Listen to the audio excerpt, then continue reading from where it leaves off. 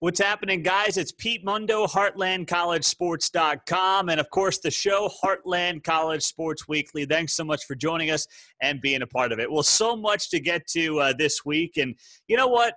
When I think about the Big 12 SEC Challenge, it's great. I like it. I wish they could do it in non-conference play, but I was thinking more about it over the past couple of days. And I know a lot of you watched it over the weekend. We had, all 10 teams playing somebody from the SEC. It was a lot of fun. But then I thought, this is actually in a weird way probably good preparation for the NCAA tournament, because in a weird way, you think about college basketball, right? And January, February, first week of March, you get in a lull where you're playing the same couple of teams week after week, more so in the Big 12 than any other conference, if you think about it. The Big 12, because it is a true round robin, you're playing 9 other teams twice on rotation. We know how it works.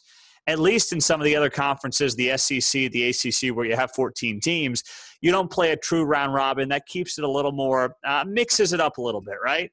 You don't have that in the Big 12.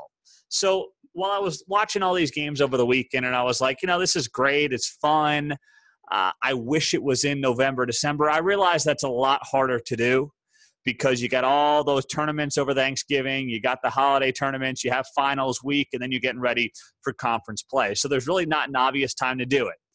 But then I thought, all right, where's the benefit here? What is the advantage of having this Big 12 SEC tournament or challenge? And the answer is that. It's just mixing it up a little bit. It's getting out of your groove. It's getting out of the rotation of playing the same teams week after week. So let's just touch a little bit here on what happened over the weekend. The team that impressed me the most was Baylor. Matthew Postins, our own Matthew Postins, was down there. He's going to join us later in the show. He was in Waco to watch this game. But Baylor to get a solid home win over a pretty good Alabama team, hang on late, tells me that this Baylor team's coming on strong. I'm curious to see what ends up happening with them the rest of the way, because you think about them too, and they're right in the thick of the standings in the Big 12. I know we talk about the Kansas schools and Texas Tech and Iowa State, but we're all overlooking Baylor, it feels like, a little bit. And then I also look to the most disappointing team over the weekend, and that was Kansas State. Just something about that game, the way it was flowing early on against Texas A&M, it was like Kansas State was out of sorts. They didn't want to be in College Station, which I don't blame them. Who the hell wants to be in College Station, that piece of crap town with those damn Aggies? I'm smiling, kind of. It's a fake smile. No, it's a real smile. I don't know, whatever. Take it for what you want. But no, I totally get it. But it was a bad loss.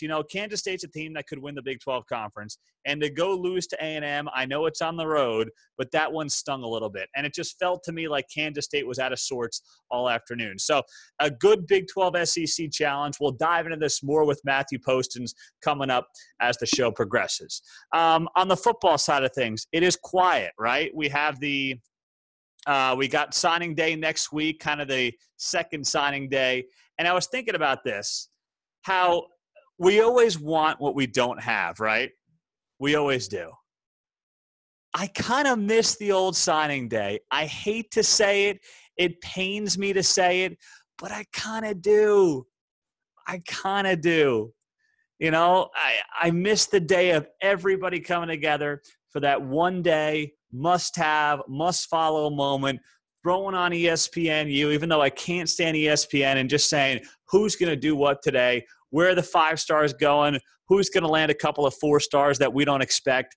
It feels like blah right now. It's weird, but it does. And having this in December, listen, it's best for the kids. It's best for the student athletes. I'm not going to say, we need to change it back. Let them have their decision made before Christmas. Let them go into their spring semester content, ready to roll, ready to move on. It is okay. I understand it. I'm just being a selfish fan here, where I kind of do miss the old signing day. I never thought I would, but I do.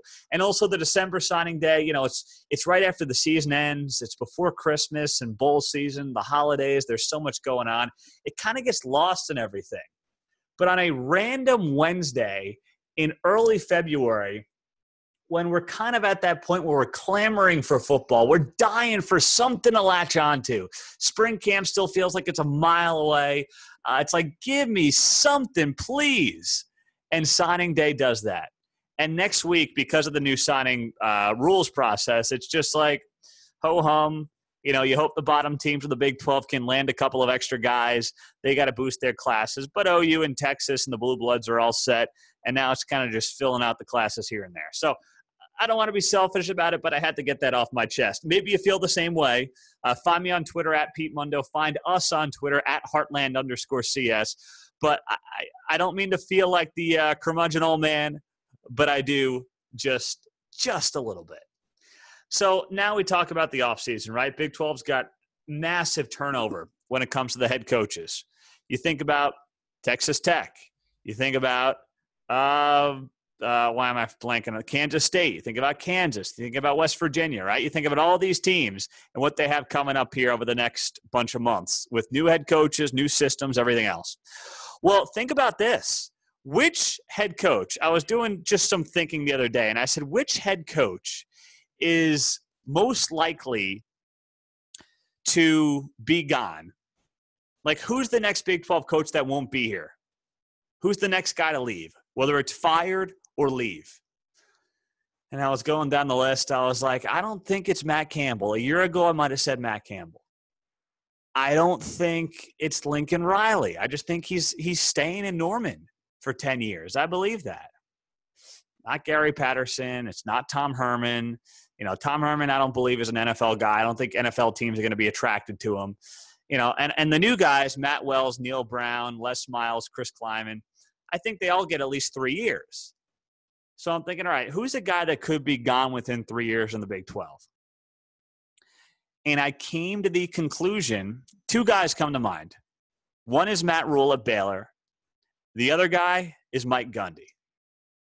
Those are the two guys that I think are most likely to be the next Big 12 coach to be gone from the conference.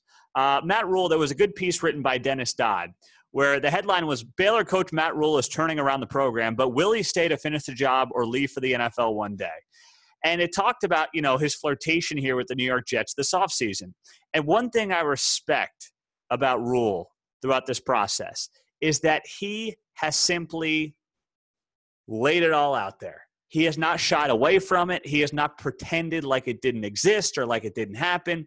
He went all in and said, yes, I was interested in the Jets. He said in this article, the players were great about it. They were like, Coach, whatever you want to do, we support 100%. We all want to get to the next level. So it's really cool that he's open about it. It's really cool that the players were apparently cool with him about it. And there was an interesting part of this article where CBS shared a handwritten note where they talk about the difference between Matt Rhule and what was going on under Jim Grobe and Art Briles before that. It came from a player who had recently departed the program. And the player states that before Rhule was hired in December of 2016, the locker room was completely segregated both racially and in regards to talent. The player went on to write, now we have a locker room where a black superstar senior bound for the NFL can put his arm around a white freshman walk-on and call him his brother. You've taken a program full of boys and demanded that we become men. This is in a letter from Matt Rhule, from a player, unnamed player, to Matt Rhule.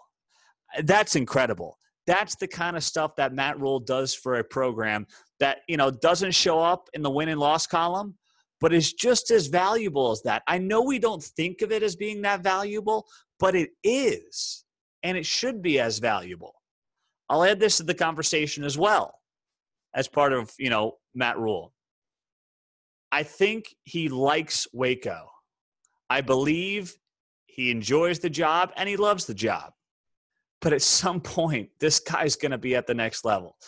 NFL turns over what, 7, 8, 9 coaches a year?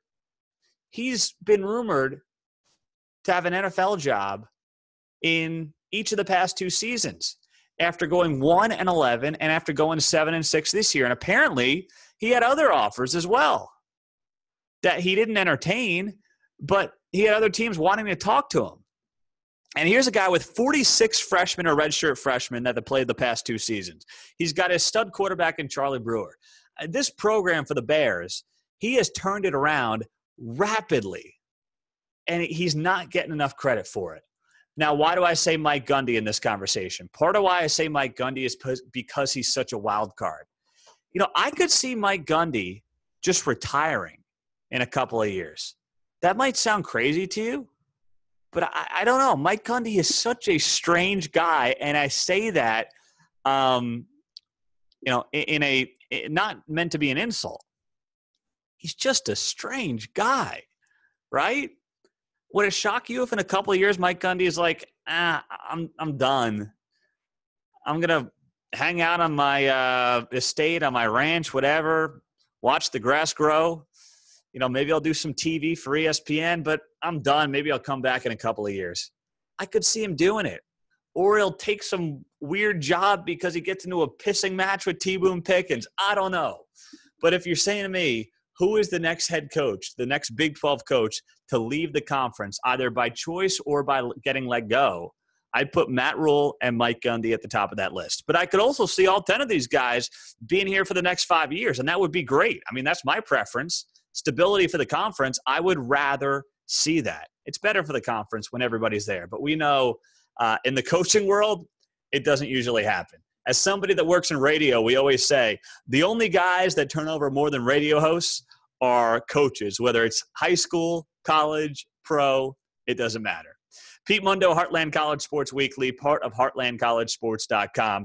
Well, coming up, let's talk to Matthew Postins. He's our basketball insider on the Big 12. That's next.